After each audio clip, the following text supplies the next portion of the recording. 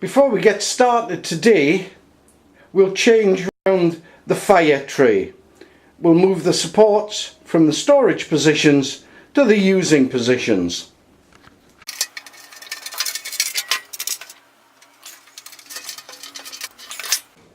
We saw how we could use hand gel in a solid fuel stove. It mightn't have been the best fuel, but it certainly was good enough for starting fires. So I'm going to attempt to see if it works in the penny stove. Okay then, let's give it a go. We'll try and light it with a lighter. And it is a light. We'll give it a few seconds to turn into a liquid and try and light the outside. Well, putting the cup on seems just to have extinguished it, so we'll try plan B.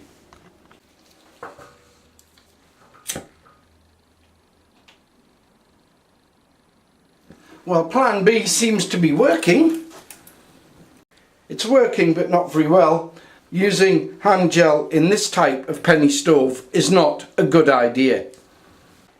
Okay, well, plan B didn't seem to work, so we'll try a different type of penny stove and see how that goes.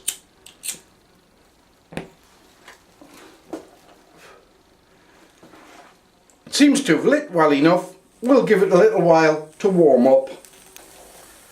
Okay, we'll light it round the sides and then put the cup on to see if it continues to work.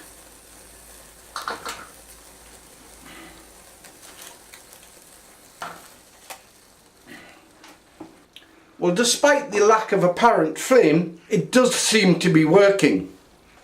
Well, it seems to have worked fairly well. The water's boiling. We haven't used an excess of fuel. So,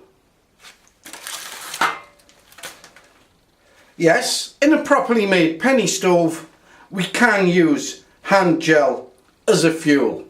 Maybe not the best fuel in the world, but certainly a good fire starter.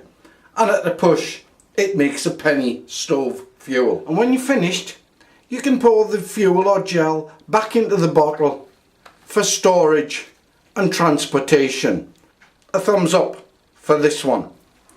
It makes a good tinder, but how easy is it to light? One proper strike with a fire steel and away you go. Definite good news as a fire starting medium. If you want a tin for making charcloth, but you don't want a penny rattling around, what you can do is get two lids. One with a hole in and one without. Store the one with the hole in on the bottom. Put your fire making stuff on the inside. When you come to make charcloth, swap the lids over. And when it's finished smoking, put the top on to cut out the oxygen. If you've got a tin of a larger size, you can put various fire making methods inside.